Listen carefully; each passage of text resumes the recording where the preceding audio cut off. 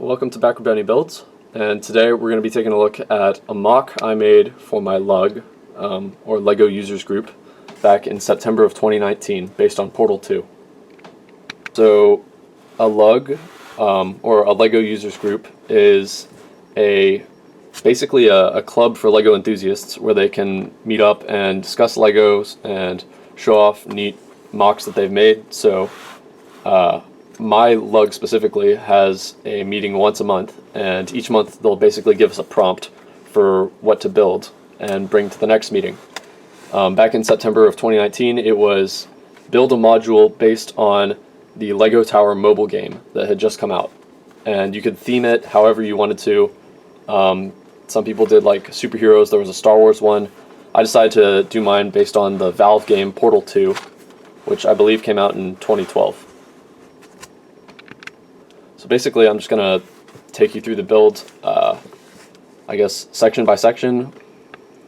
Over here is the doorway, and the testing chambers at Aperture, which this is based off of, have these big round circular doors that always involve some sort of puzzle in order to cause them to open. In this case, there's a button that must be pressed down in order to cause the lights here to turn orange.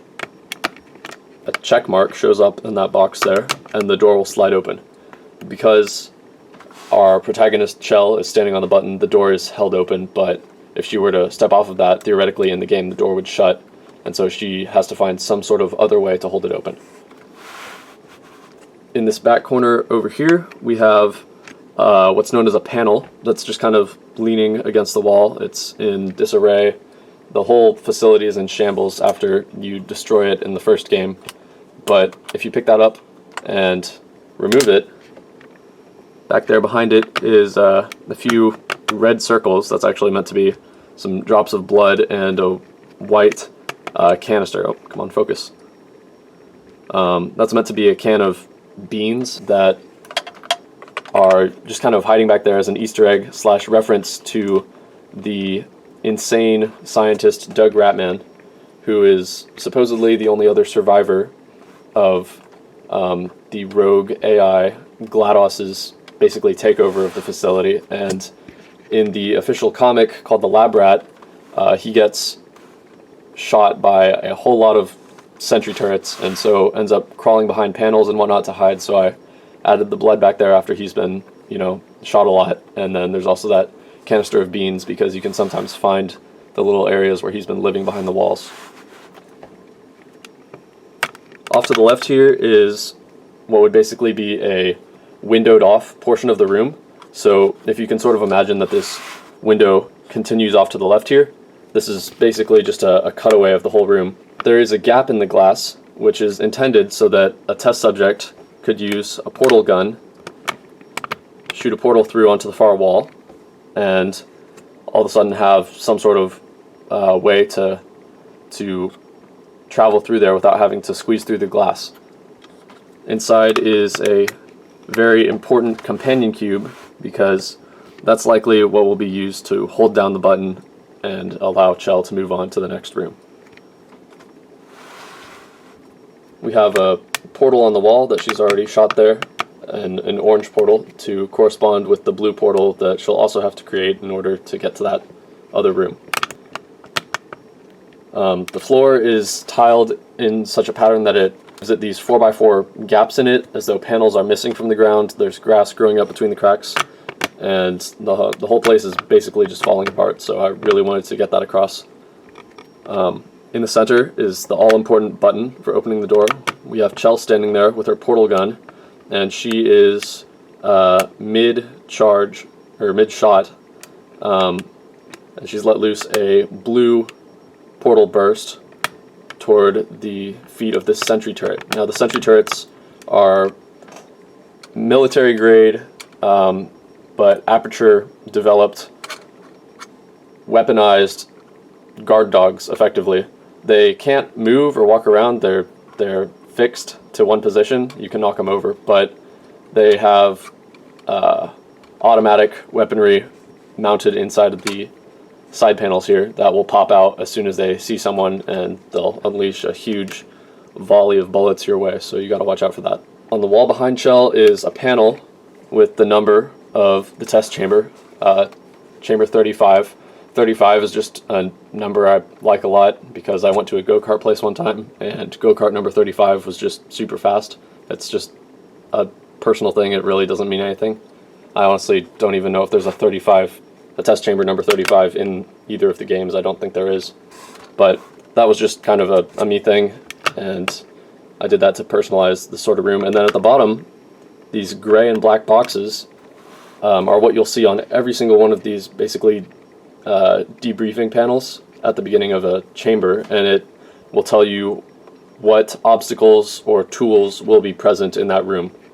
So it appears that 3 things will not be present, but the one that is basically darkened, shaded, is going to be something that she'll run into, have to watch out for, or use. I'm guessing that likely here that would be referring to the sentry turret as an obstacle. On the wall behind the sentry turret is actually a big crossbeam piece that I have a whole bunch of leaves and vines, other foliage growing through. And so this huge gray tile on the floor is actually supposed to be the panel that's fallen off of the wall. There's a whole lot of... Oh, focus.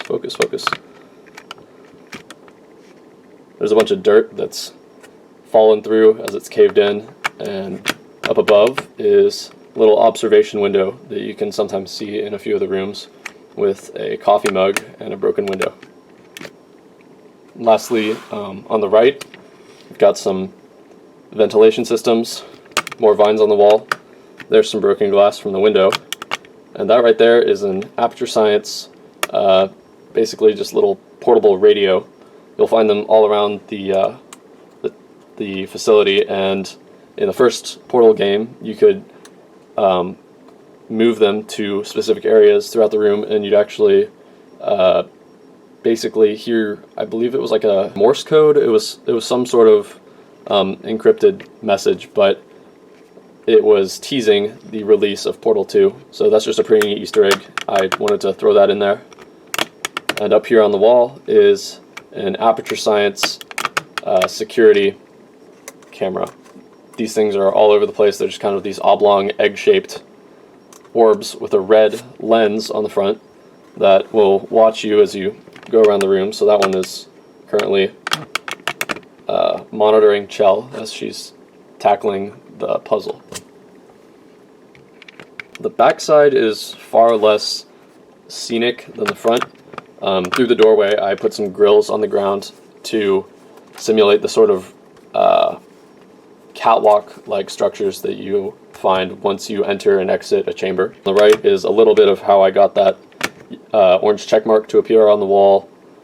And then over on the left is basically all just structuring in order to get that sign to work. It was a pretty involved snot build, but I'm super happy with it, and I'm glad that I got it to look the way it did. On the left is the desk with the coffee mug on it, so you can see that from the other side. And then actually here down at the bottom, where the wall is broken open, I put the mandrake piece facing away from the camera to be a potato.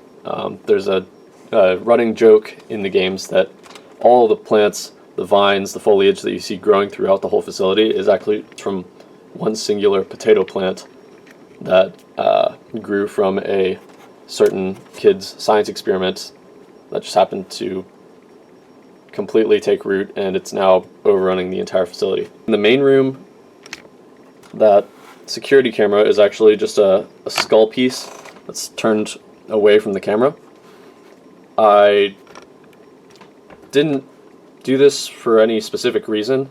I just wanted to have that shape, so I turned the face printing away from where eyes would see it, but it actually kind of fits with the whole idea behind Aperture in that it seems like a pristine and nice place when you first hear about it and when you're there in the first game. But by the second game and the end of the first, you start hearing the backstory and finding the secrets that they didn't want you to uncover, and so you realize that it has a much darker purpose and it's a lot more sinister than it originally let on. One last thing I wanted to mention before we move on to the figures is that this was intended to be a tower module, like I've already said, but they want it to be a complete, basically, box just with an open front. So the reason this base down here is so thick is actually because that's the roof. I just took it off in order to show the interior, but that sits on top of the structure.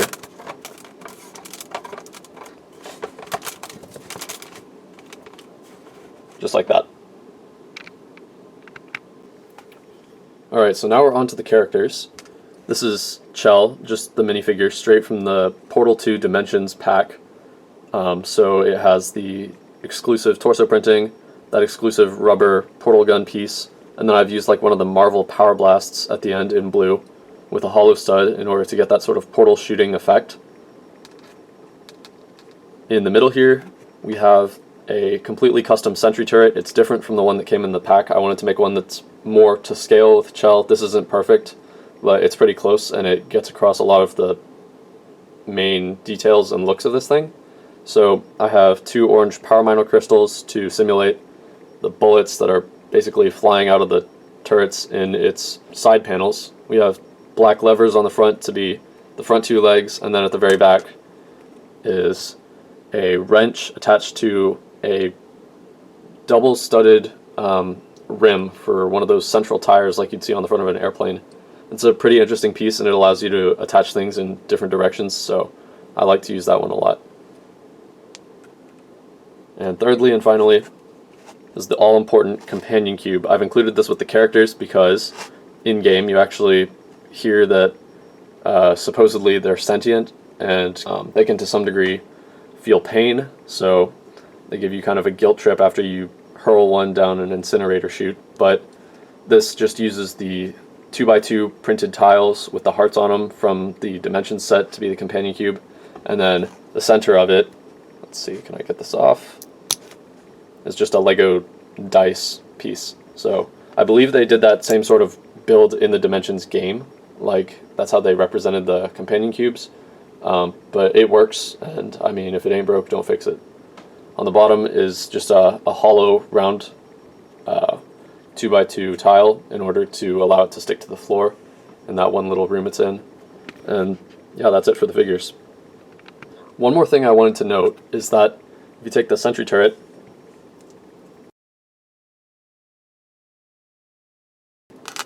so you just have that, you can take those 2 halves